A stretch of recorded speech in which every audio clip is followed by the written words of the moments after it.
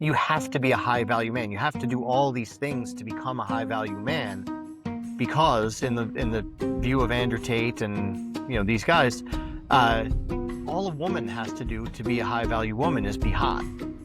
That's it. There's no value beyond that.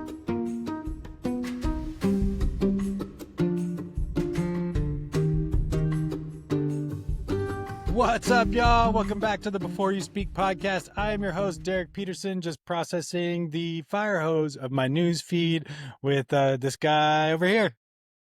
What's up, everybody? I am Elwin, and coming to you this week from Fayetteville, Arkansas. So this week my fire hose is filled with news and woo pig suey.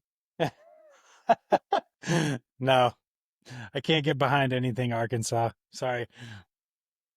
My neighbor is a Razorbacks fan. I still don't understand it, but I guess It's cool. Their mascot's a hog.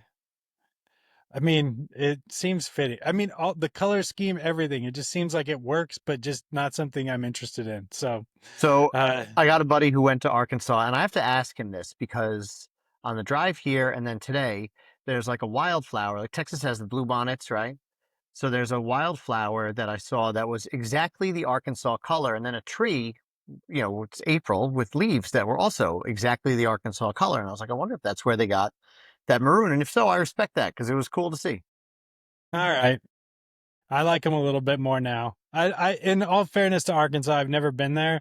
I just don't have no plans to go there. So, I mean, if I don't have to ever go back to Iowa again, I will not go there either. So I'll throw the flip side at you though.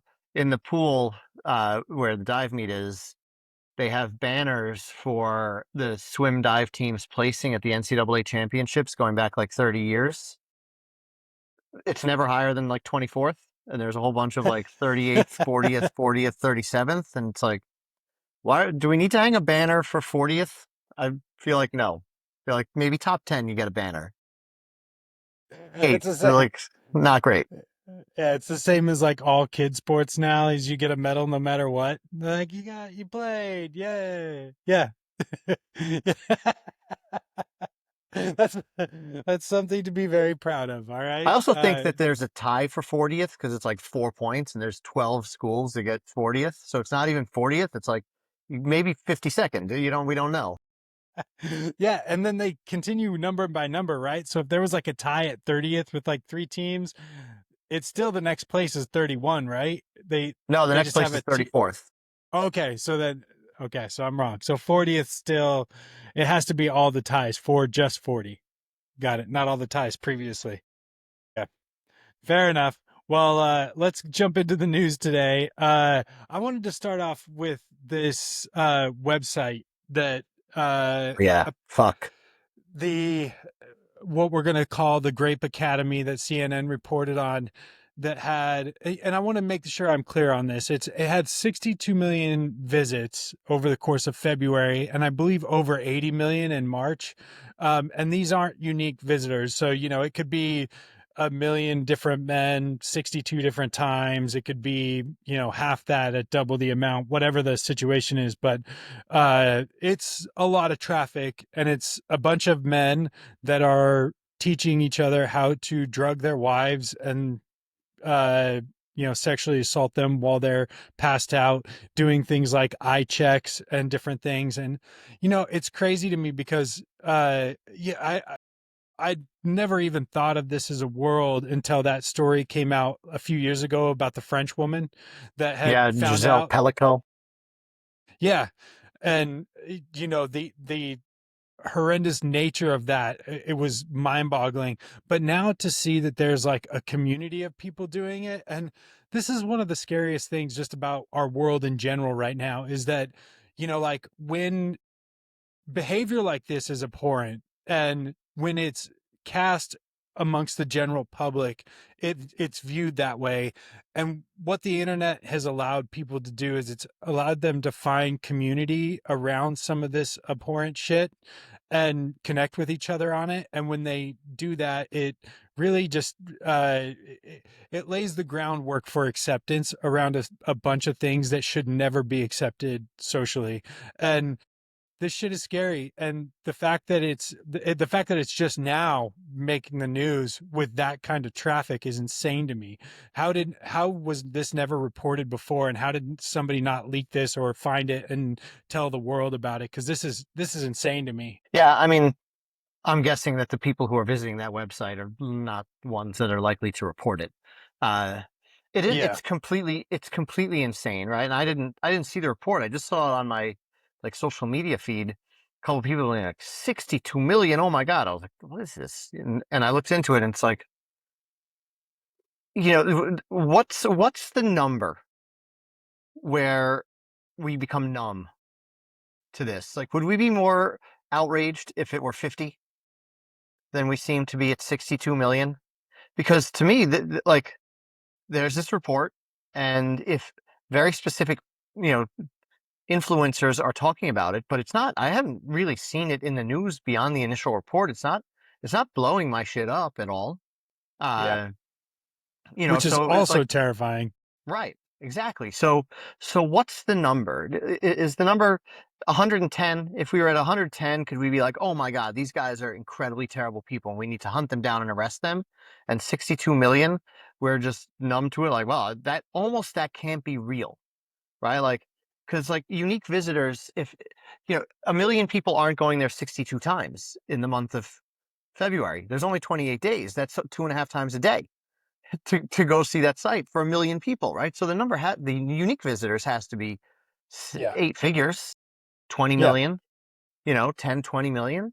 Uh, and yeah, I don't know what to make of it because I told Lisa about it last night and she was like, "What the fuck are you even talking about? Like, this is a thing? This thing exists?"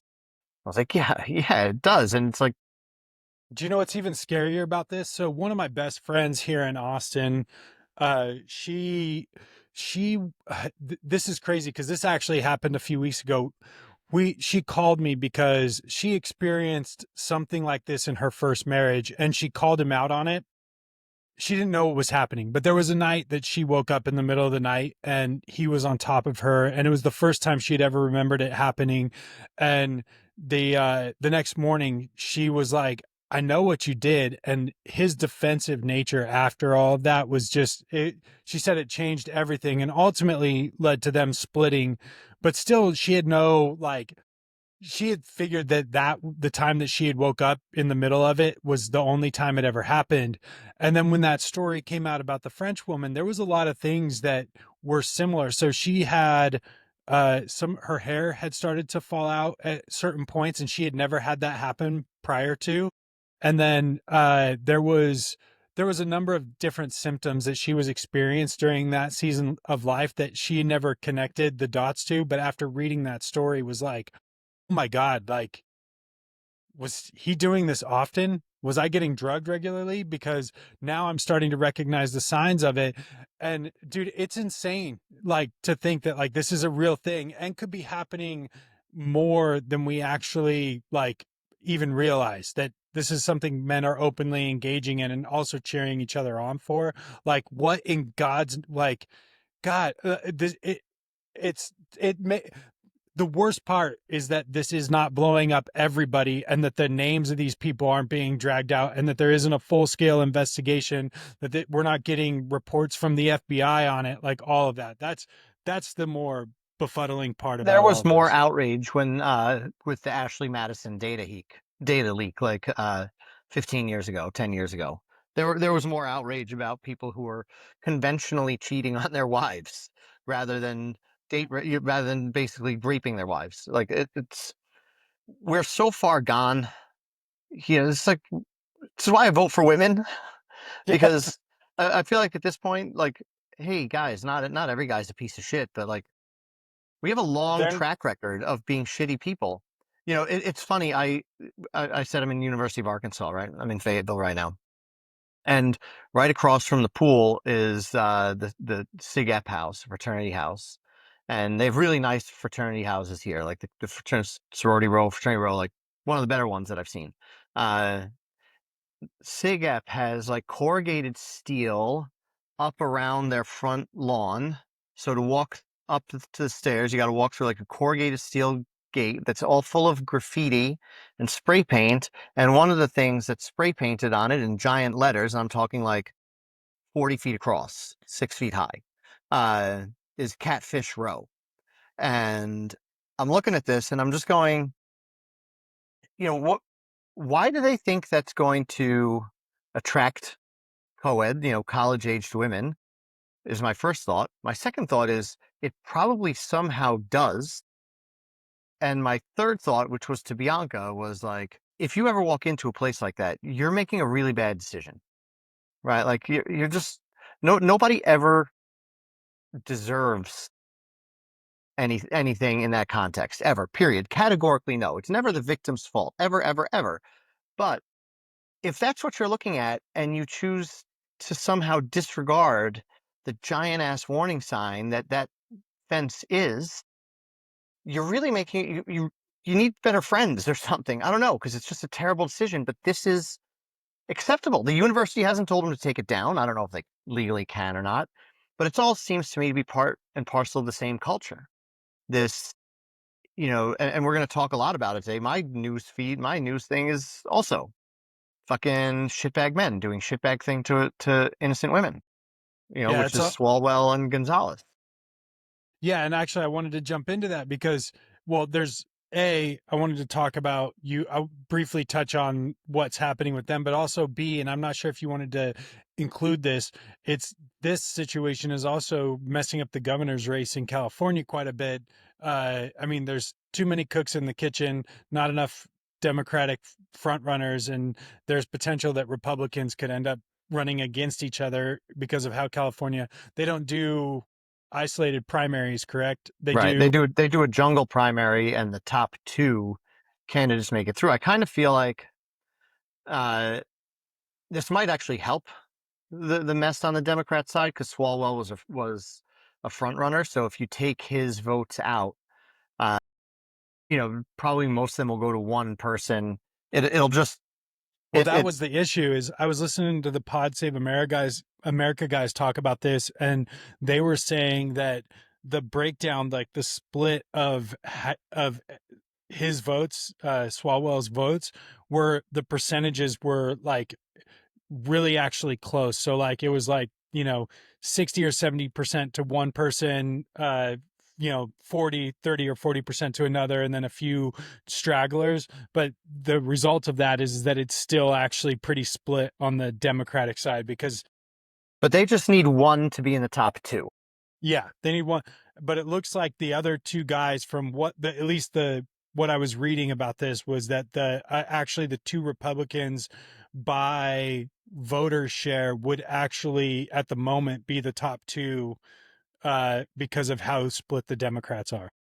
Yeah, I mean, I know I saw a poll like that before Swalwell dropped out. And just to back up, right? So Swalwell a week ago, reports started to come out of like 12 different reports. Maybe it was four. What It was enough reports against him, that he had illicit affairs, sexually abused some people, multiple people, exactly the kind of shit that like Trump does, that politicians do and have stopped resigning, and that Tony Gonzalez, who's relevant here, had most certainly been credibly accused of and had not stepped down. So Gonzalez was the one where the lady lit herself on killed fire, herself. right?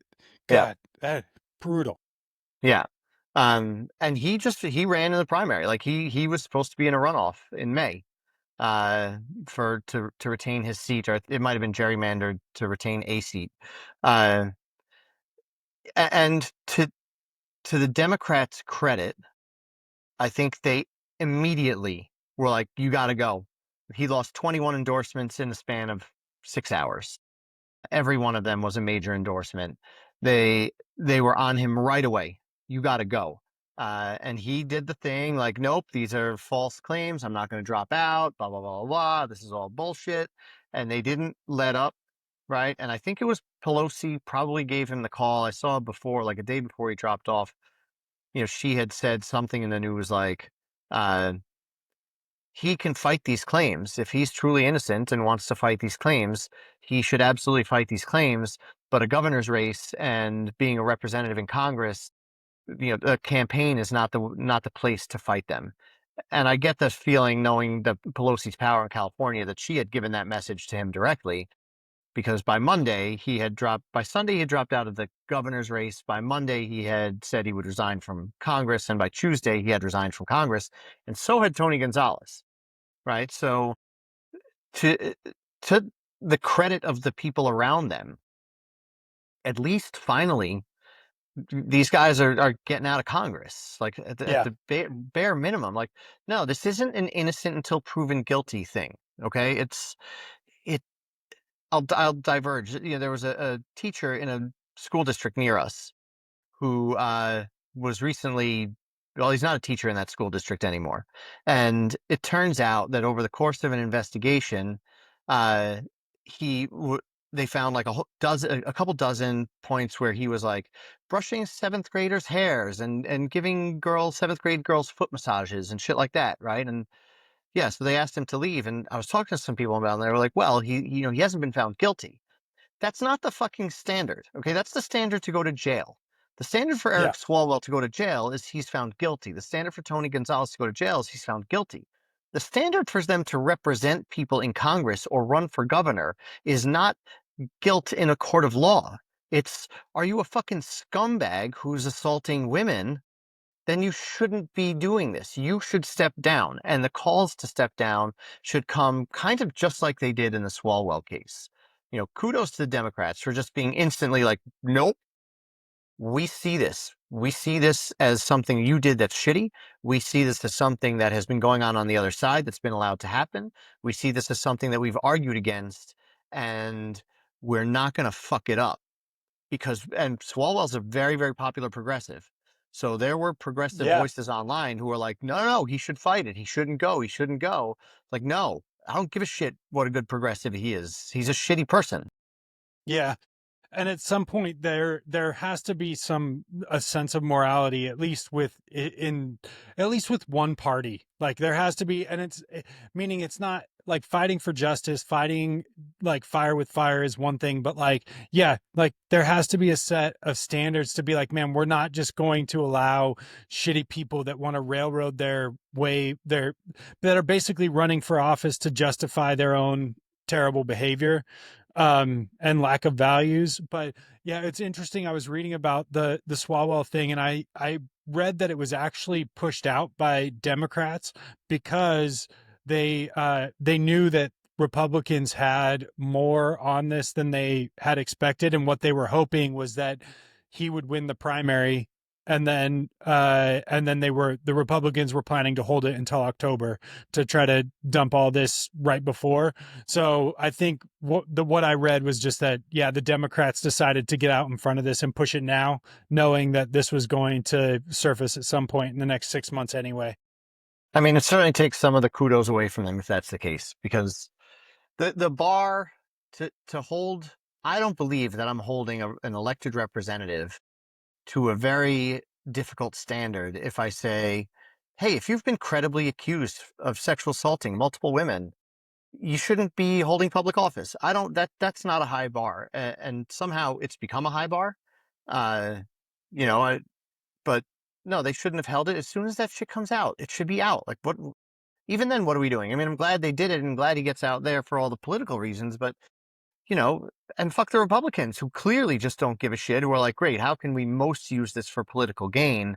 Yeah. Right? Like, come Which on. is, and like again, processing the my news feed, so I have no actual sources for that information, and I'm slightly blurry on where I read It it, wouldn't surprise but me though. Like, it seems like the it kind was of it. thing.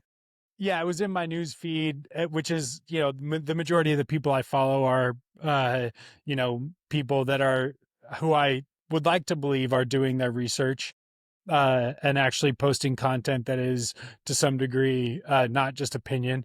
I do have a bunch of the opinion people, but I usually try not to spout off their information. It's the journalists that I lean into. Um, but All right, well, let's jump into today's topic, which is the manosphere. Yes. Well, we are Uh, all over shitting on men today. they need to be.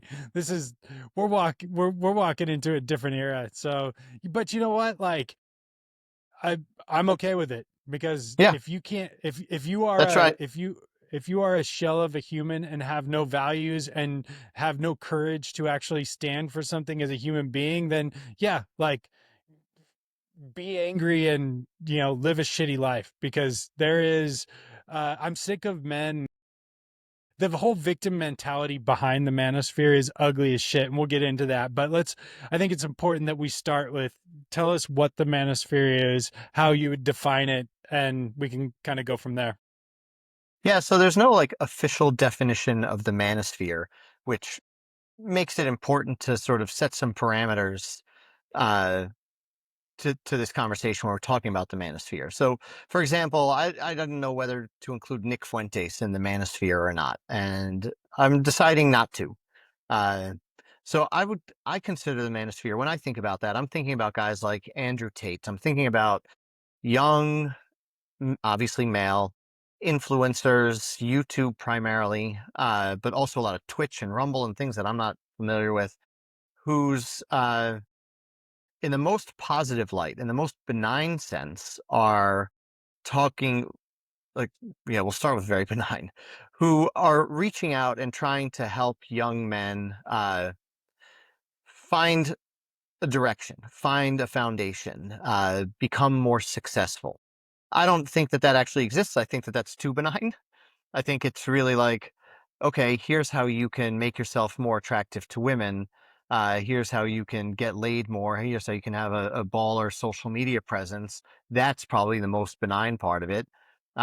Here's how you can make a lot of money, uh, getting less benign in the grift.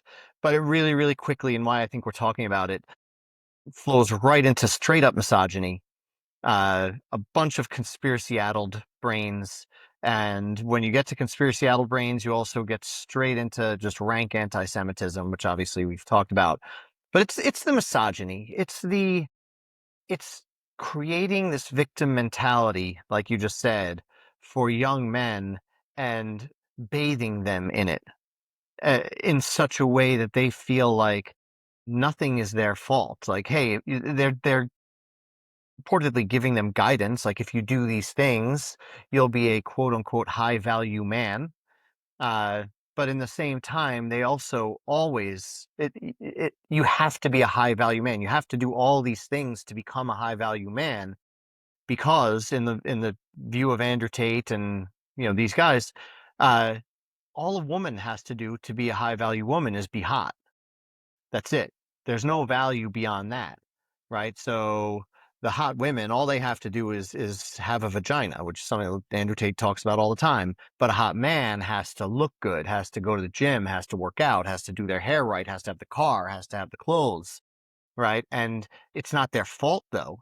It's society's fault that has elevated hot women without hot women having done anything to earn it, right? So at the same time that you have to do all this work to uplift yourself, you're also told that it's not your fault, it's everybody else's fault that you have to do that work at all. That the position that you're in at 19 to 23 years old, having trouble getting a job, not getting laid the way you want to, is not your fault. It's the fault of society that elevates women above men, that is controlled by the Jews, all this shit. So that's, I think, how I kind of consider the manosphere. Yeah, it seems that the theme that it feels like that runs through the manosphere is two things.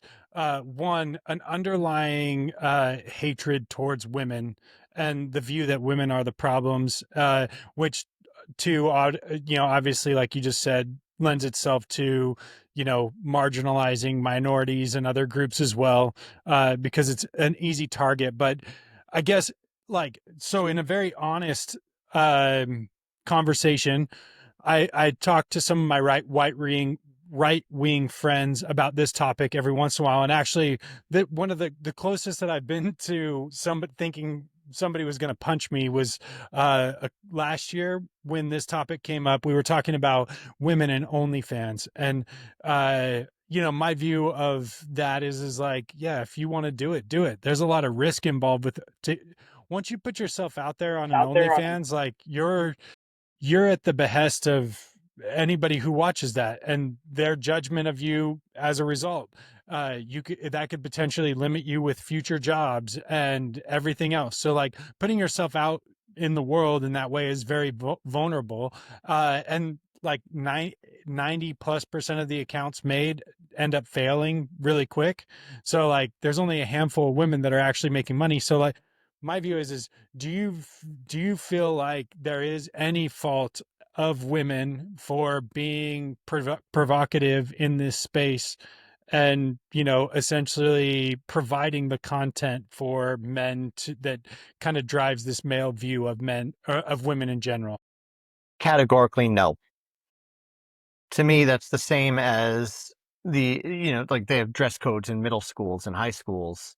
And the old saw, which is not that old and still cuts, is that, you know, the dress code for middle school girls is so that middle school boys won't be distracted, by shoulders or belly buttons. It's like, no, how about you do your fucking work? Like, if a boy can wear a tank top, a girl can wear a tank top. If a boy can be a porn star or have an OnlyFans account, so can a woman. Like, absolutely not. That is not an excuse to dehumanize and, abuse people.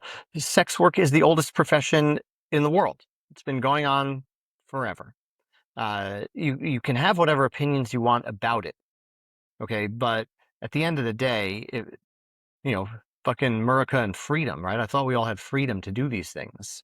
So no, I don't think that there's any blame to be had, towards Well, women no. because men can't control their urges. Correct. And like it's funny because I had a conversation similar to this with a buddy of mine a few weeks ago too, and this is always the what they come back with on certain things when it feels like, men are getting the short end of the stick. And look, I don't want to neglect the fact that there is an issue with young men, which I think we're going to talk about in a little bit, because there is support needed for men, while at the same time you can very easily dissect this and be like, women being able to make a living doing OnlyFans is not the problem. Because truthfully, if men just stop paying for the subscriptions, there would be no reason for an OnlyFans. Like That's right. There's men demand. drive the market. Yeah, the demand is, and not only that, it's the biggest industry in the world as a result of it. Like the demand is likely never leaving. So if you're mad at women for flaunting their bodies, like the issue is that we've taught them that it works, that it I will pay also you feel for it. fairly certain that anybody that's really mad, the people who are really mad about that, are doing a podcast or doing a YouTube stream or a Twitch stream, really railing on it, and then going and signing on to their OnlyFans or Pornhub account, Oh, 1,000%. Like right? the most insecure people are the people that tend to, like this is a tale as old as time, like the ongoing joke that, every time there's like a Baptist convention somewhere, the grinder servers go down, like, cause that's like, uh, they're, they're blowing up, homosexuality. And then, half of them are indulging in it, which is the, most people's biggest fear is that, like, if the world's not going to accept me for who I am, so I'm not going to accept myself or any others that are like me, you know? Uh, Yeah, and the the thing about this stuff and is, you have two daughters, I have two daughters, and one of them is going off to college. Uh, her number one risk factor is men. That's not her fault. That's not the fault of any woman. But that is being just the accelerant that's being poured on that by these people, that by these manosphere influencers. Where it's like, yeah, I'm getting her pepper spray, right? Because I don't know who she's going to pass walking around who just finished listening to fucking Myron Gaines talking about how women are worthless pieces of shit and should worship at the altar of men and do whatever they want, and decide that, you know, now's the time for them to act on that. This it's it's a real problem that we don't talk about enough, how this stuff just lands on the young men. And I know that's why we're doing this podcast, but like there's, I've been thinking about it this week in part because, I did just order pepper spray and I'm like, yeah, and I am seeing this frat house out there and I'm just like, you know, we aren't paying enough attention to this as a society. I said Nick Fuentes wasn't going to, I don't call him part of the Manosphere, but the night that Trump got elected in 2024, he was live streaming. I think at its highest point, he had 500,000 people on it, but the following clip got viewed like 23 million times, where he is just, celebrating in Trump's victory. And he's just going, your body, your choice? Fuck no. Your body, my choice. And it's like, and then there are t-shirts for that shit on Amazon. And it's like, what how are the grown-ups in the room not on this, right? How are we ignoring this and not again talking about it more? Because it's a Yeah, generational problem at this point. you're not wrong. And here's the other thing, and I did a little bit of looking into some of this stuff before because I think it's important to note. So on average, guys like Nick Fuentes they actually have a relatively small regular listener base. I believe his numbers were like between 7 and 10,000 weekly listeners. And if you actually go through a list of most of these podcasts, it's the same thing. They're getting like a weekly anywhere from like 5 to 15,000 viewers, some maybe 20, but then if you're at 20,000 viewers a week, you're sitting pretty good. What they do well is they go viral with clips. So there's two things that happen with this. Their clips end up getting hundreds of millions of views while their actual stream and messaging gets very little. So there's not a dissection. Like there's a lot of people that are following clickbait, and that clickbait is becoming their theology, is what we're figuring out. That there is not a lot of depth to the reasoning. So like if you're a bigot or anti-Semite or racist, whatever your poison, the people that have like a deep-seated knowledge of why they're doing that, that's one thing, right? It's like they hate somebody or something and have a very clear reason why. We're falling into this acceptance of just, some really terrible shit because people are watching 30 seconds clips and think they know more about the reasons why, or allowing it to really shape a worldview that is just disgusting. And this is something that needs to get taken care of. This is a lack of parenting. This is a lack of people. The manosphere exists because insecure men are attaching themselves to fake secure men, which are, to be honest, equally as insecure. They're just able to parade themselves as secure. And the majority of the time, they're profiting off it all. So the actual message isn't what matters. It's they're selling something and they figured out what works. And people are dumb enough and gullible enough to just buy in and move forward. And that's where we're missing.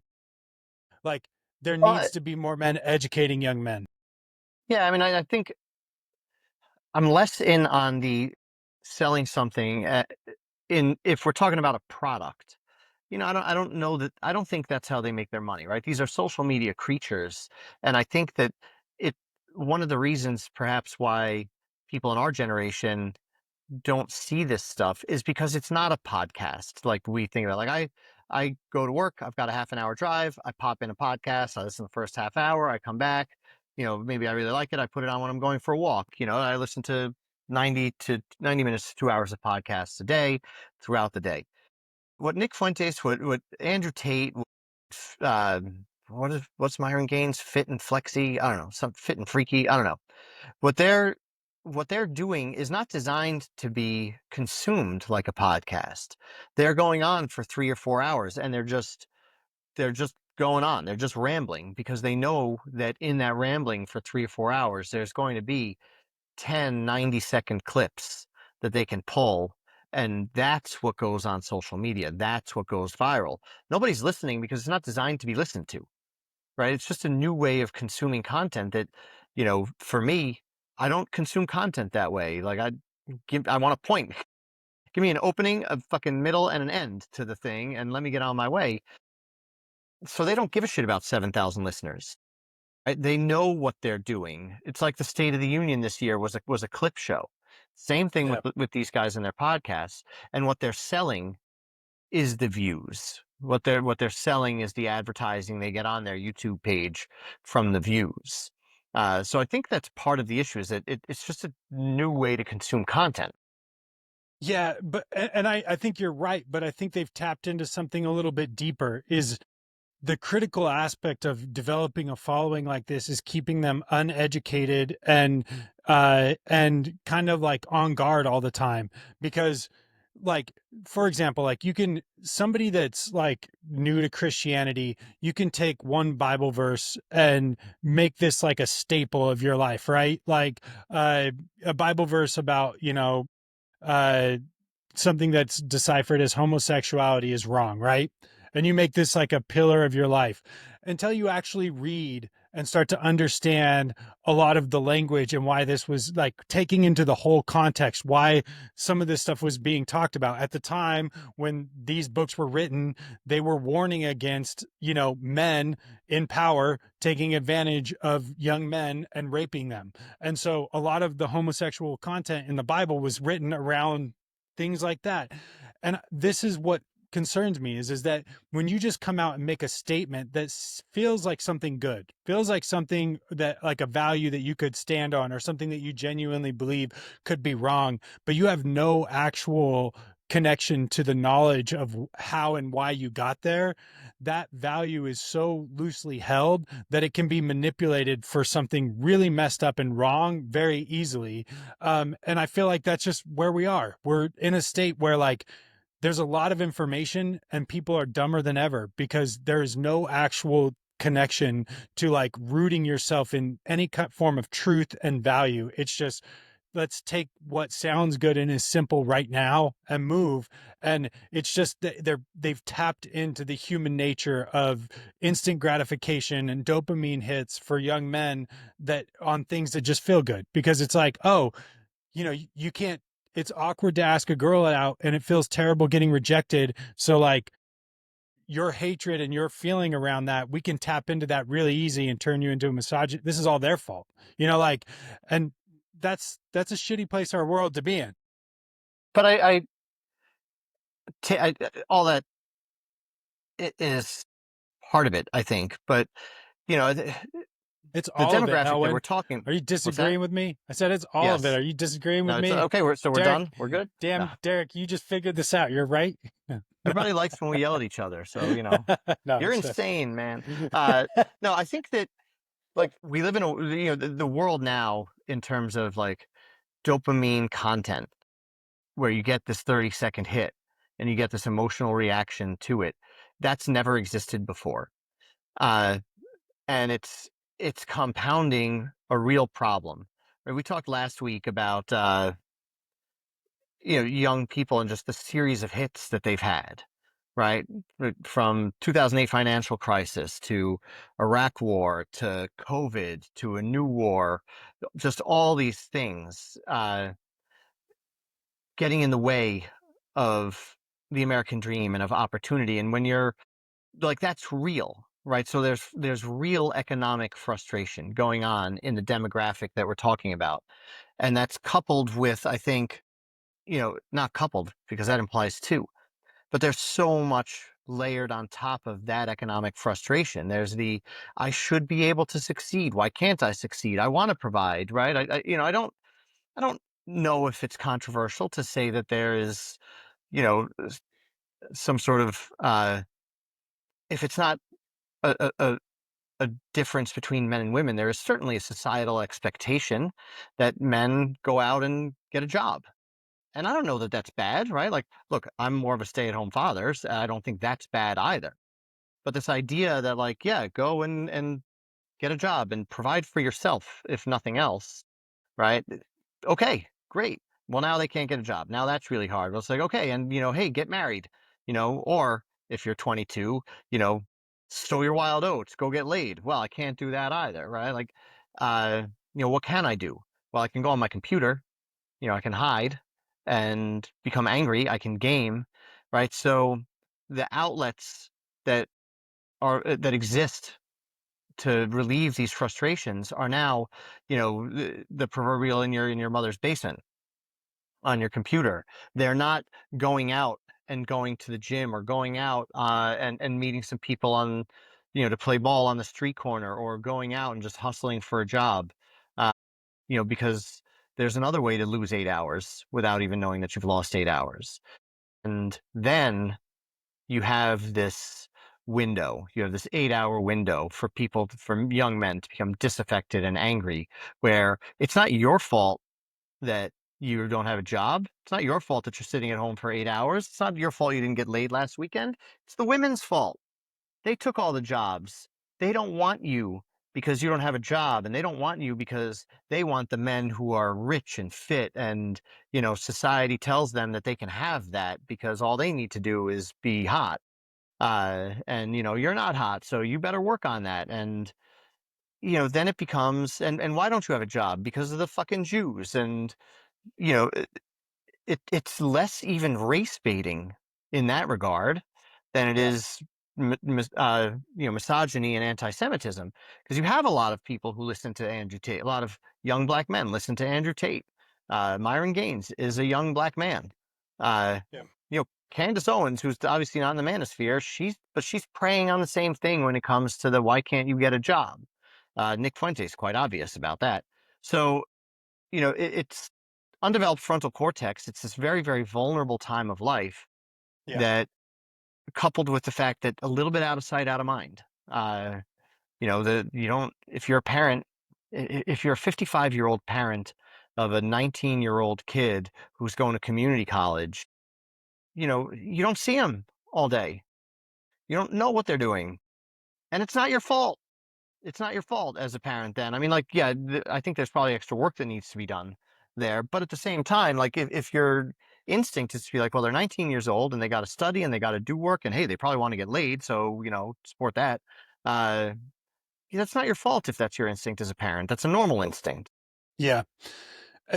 There's a number of things, and I'm going to self project here a little bit because my experience, and I recognize that this is my experience, but I still think it feels like it bleeds into the whole picture of things, right? Because we're dealing with this situation where what men need in general is real leadership, and the byproduct of that is that that we're such creatures of path of least resistance, right? We will go down that path as quickly as we can.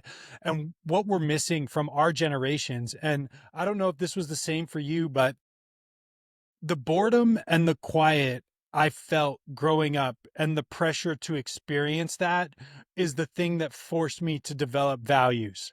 It forced me to develop the values that I have, meaning there was no quick fix for me when I was a kid outside of TV, but even that got boring pretty quickly.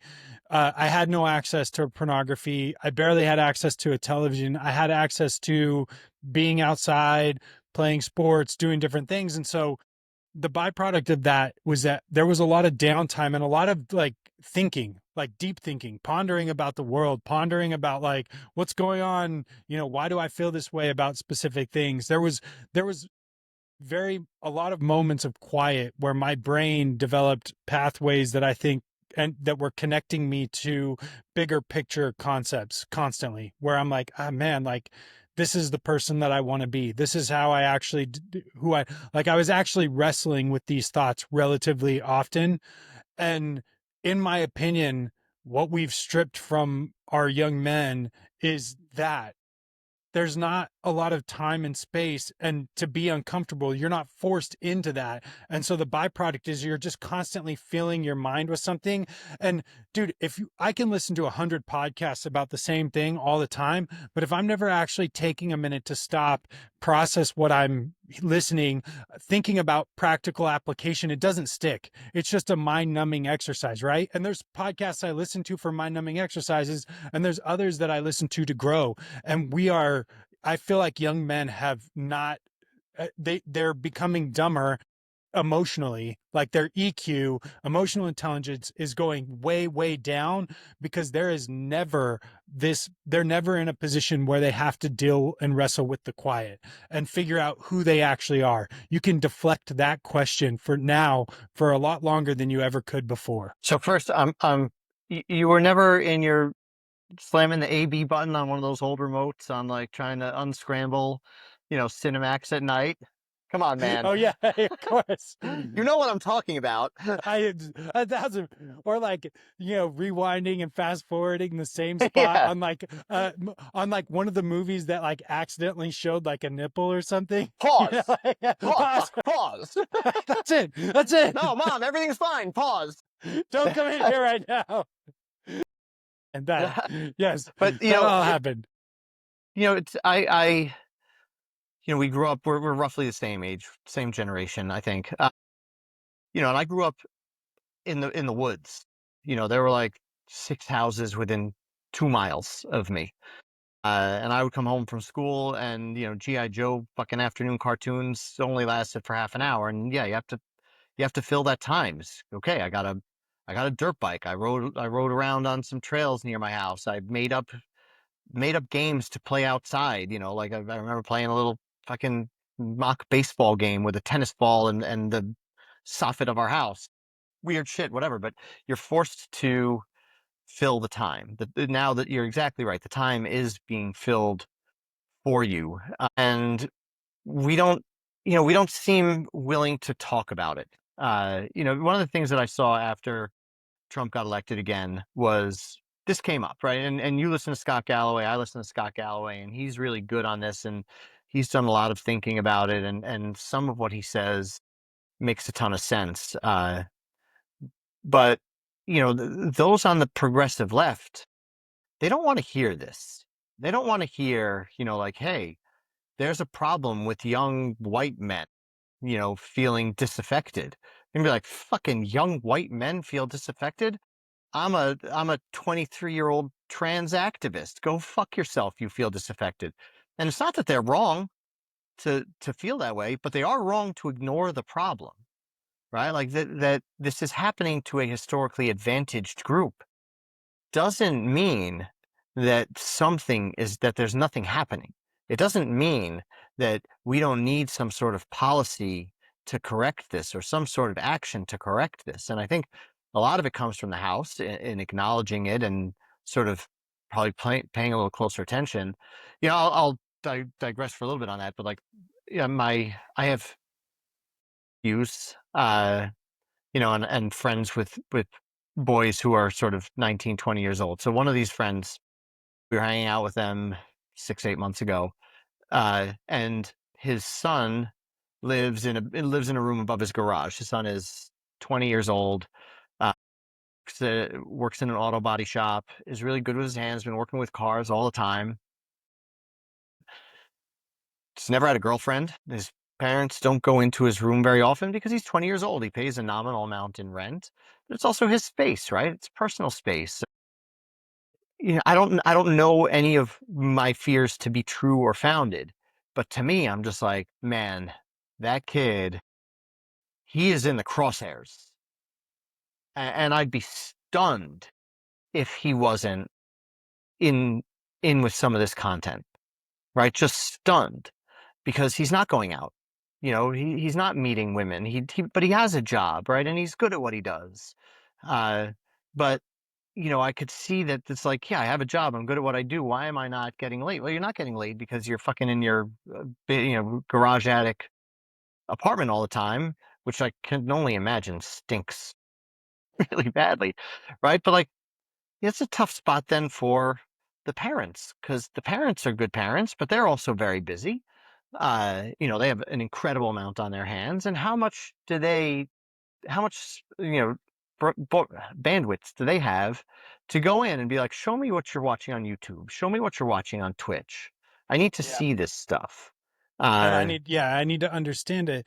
But I mean, you tapped into something there that's I think pretty critical in all of this. And I I keep going back to the fact that like a lot of what they say in the manosphere actually is good things. Like they're like men taking ownership of your life, going out, making money, pursuing women, like being vulnerable and courageous. Like there's a lot of like the overall messaging on that front is actually not a bad thing.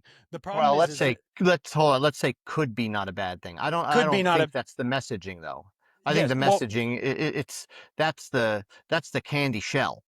yeah, but because it taps into this desire that I think a lot of men want, right? So like what they're harping on is the fact and I think you probably feel this as well. There are things in life that I feel like I am designed to be and feel pressure on.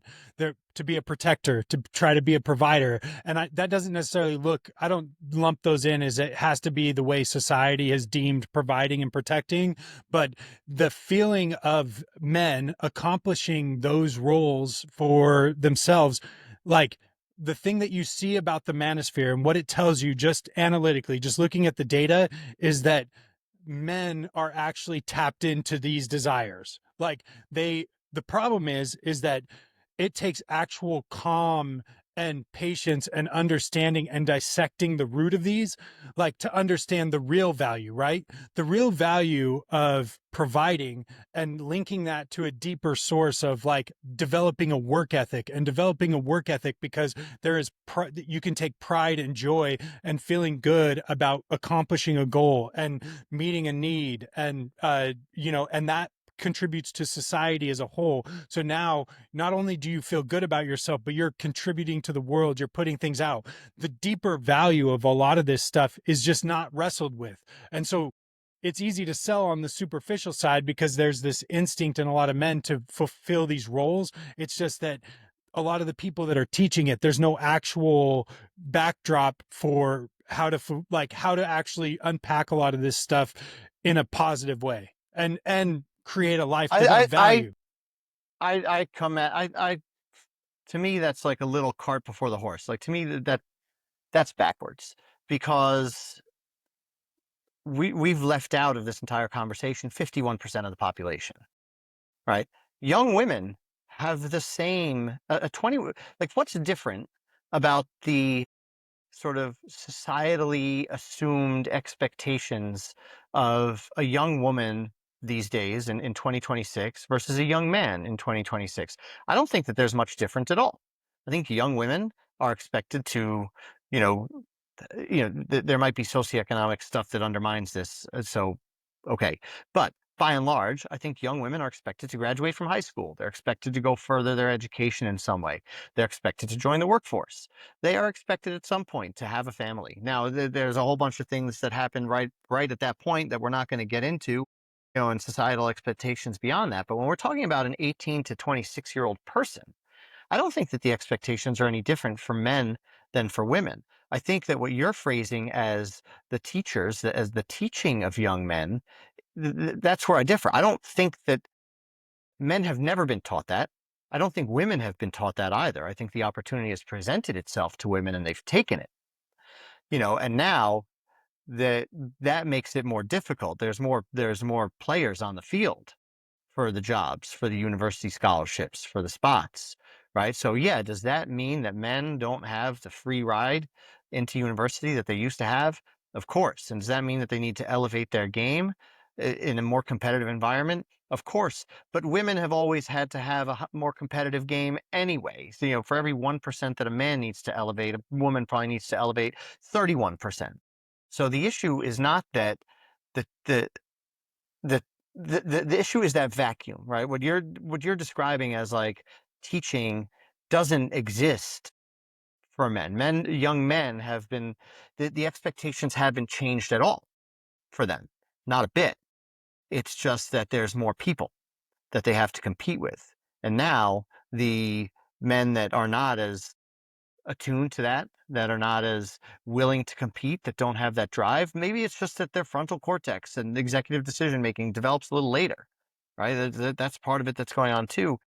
They're now behind, and that's where these guys come in. That's where these guys Yeah. come in. So it's they're not talking about, to me, I don't believe that they're talking, certainly not with any honesty, about like, hey men, this is what you need to do to get ahead. They're talking about why you're not ahead. And that's a very different thing. And I think that's the poison.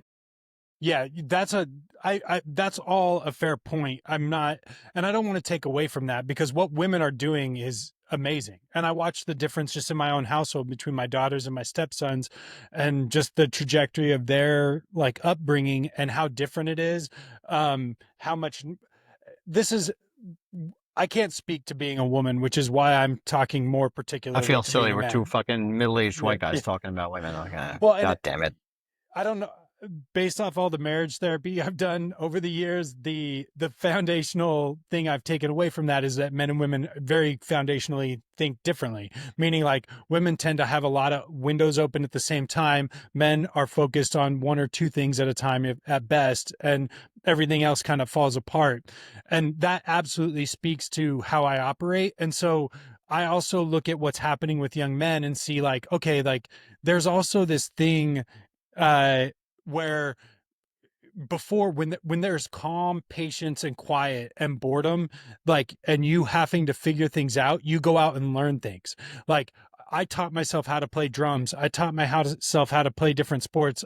I used to read and write when I got bored. I learned how to draw because I taught myself, because of all this stuff, that just because there was nothing else to do. The problem is that this generation is, there is always something that will take your attention. And for men specifically, if you're only capable of focusing on one or two things, like if I had the access to pornography that you can have on a phone nowadays, or access to social media, or any of those things, my life might be very different. Like I might have never left the house and just done all the things that a lot of the kids are doing now.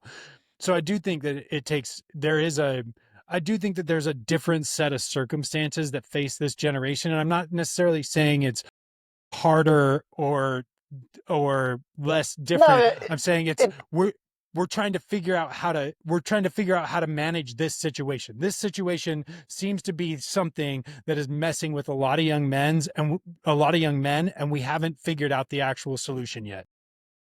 agreed.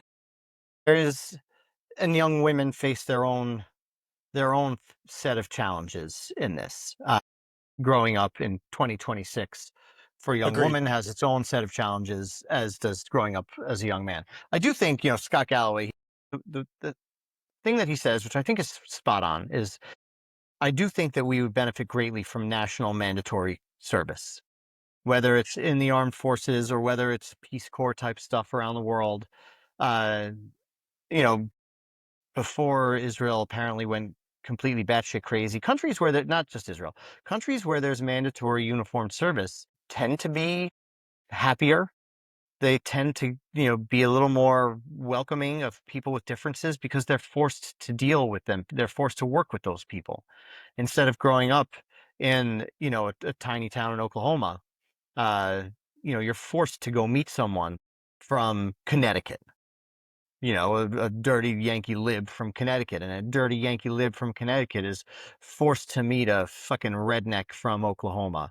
And all of a sudden, you start to learn about that person and the stereotypes fall away. And the benefit of it also is you're doing something. Yeah, dude, Your it's actually one of day is the, planned for you. Mormons, as much as like I disagree with the theology of the religion, I think one of the things they do incredibly well is they push their young men to all go on a mission. So basically, you're forced into a situation where you're spending 2 years with, like, basically no cell phone, a book, and other, like, a few other people that you can connect with. And then oftentimes you're forced to learn another language and experience a different part of the world like all of this stuff is like really beneficial for young men, and it allows that like extra bit of time for them to like detach, grow, and like start to put roots down into values. And if I'm being honest, the manosphere exists and people are easily manipulated because they're not being rooted in any strong values early enough. And if you go for a long enough period of time, putting down roots and values gets increasingly harder and harder, and the shallower and shallower you become as a person. I think that it takes going through some stuff in your teenage and 20s to really set root down if you want your life on a trajectory that really feels like it's satisfactory. But and Also, that's just it's speaking from my experience. no, I think that's right. The other part of that is it's time, right? It's occupying formative years for people. We've said the idea that everybody should go to college is quickly turning sour because college is really, really expensive, and it's just not practical. So, what happens then to somebody who doesn't go to a traditional 4-year college and, spends those formative years with too much time on their hands, and all of a sudden they wake up, they're 24. Now they're really fucked, right? Without the skills of a trip or without the benefit of that education. And by trip, I mean like not quite missionary, but like Peace Corps, 2 years out in the field doing stuff, working with people. Those are incredibly formative years, but they're also not years where full independence works for everybody, where everybody's capable for that type of independence. So that type of service, it helps. That phrase you used is great, right? Grow roots to values. It helps grow roots to values during an especially formative time when idleness is really going to have a decades long impact on the rest of your life. Yep. Yeah. My buddy coined a lyric that I thought was great when we were in a rock band in the early early 2000s, and he said youth is what do they say, youth is wasted on the young. So yeah, which I love that thrown into a song lyric, which is great. So but yeah, let's wrap it up there for today. Any other final topic or thoughts on Manosphere before we get into telling somebody to shut the fuck up? No, Yeah, I think, other than other than fuck Andrew Tate. Uh yeah, and I'm glad I don't have boys. yeah, dude, if they follow any of that, I won't have boys. Yeah, like you're not welcome I'll at have home anymore. charges. Yes. Correct. I, I will you can live somebody somewhere else as soon as you're old enough. Well, so who are we telling to shut the fuck up today? Bro, MAGA Catholics have to shut the fuck up. Mm, this is a good Slink one. into the bush like Homer Simpson and shut the fuck up, okay? Because you have a problem, MAGA Catholics. You have a problem because your Pope doesn't like your God. Because your God appears to not be Jesus anymore. Your God appears to be Trump dressed as Jesus, healing somebody in a picture and dressing himself up as the Pope. Uh, it's like I was listening to, we've talked about that podcast, The Necessary Conversation. So they went into that on the episode I listened to yesterday. And, the MAGA mom just doesn't get it. She just to listen to the thought, to her describe her processing that information. It was, I saw the image, I didn't like it, so I started to do some research. And that's not research. That's I started to find someone to tell me how to understand this in a way that doesn't crack my fucking world up. Because, and her son was making the good point. It's like the Pope is God's voice on earth. The Pope's lane is everything. There is no lane for the Pope, right? Like, should the Pope be meddling in elections? No, the Pope should not make an endorsement. I agree with that. Okay. But the Pope has every right to opine on war and on homelessness and on, being nice to immigrants. Jesus talked about all that shit as far as I can tell. Right. And Hmm. so you got like this crazy thing, which appropriately rubbed enough people the wrong way that Trump took the thing down with one of the greatest lies he's ever told. I thought it was a doctor. come on. Also, that's what the internet is for. The memes on that were really good.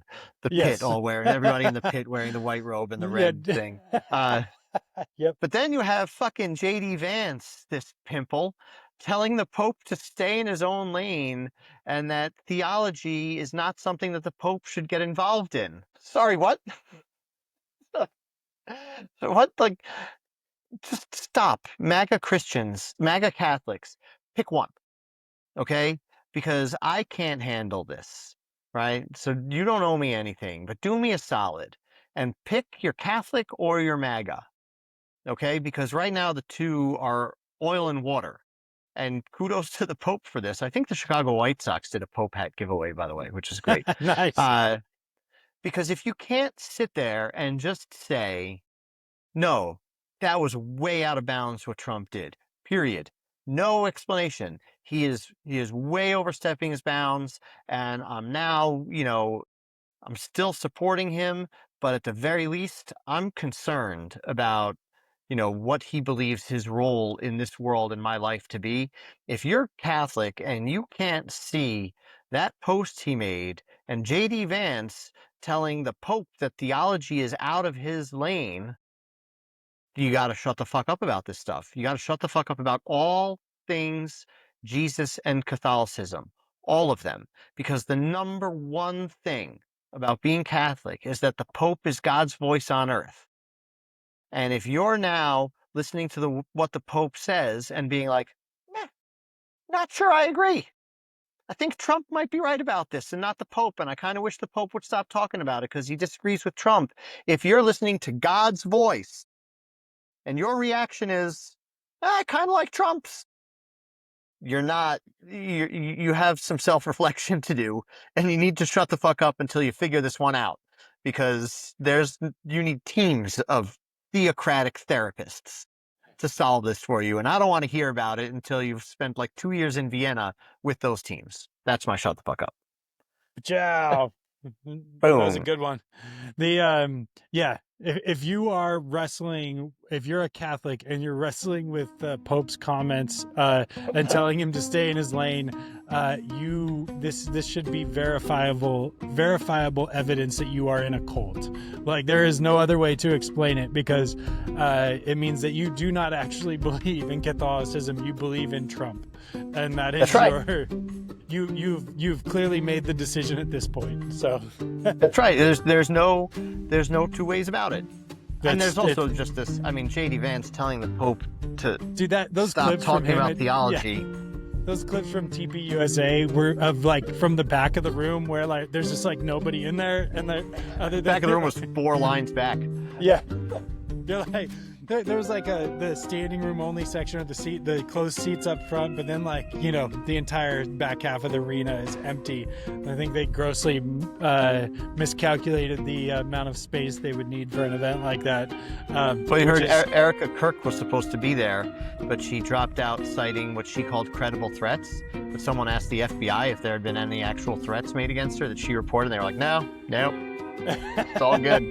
All good for Erica Kirk. She just saw the crowd and was like, I'm fucking out. Yeah, it tracks. Exactly. She's like, I'm not going to be embarrassed by this. I'll let him go on and do it. So, yeah. Well, what are we talking about next week, Owen? No idea. No idea? Me neither. So let's we got gerrymandering. Maybe we could talk about we can always do episode on gerrymandering. Do some Jerry. It's coming back up. Yeah, I feel like it's time. I feel like good. Yeah, gerrymandering episode. Blam. Yeah. All right, gerrymander this, y'all, next week. Have a good week.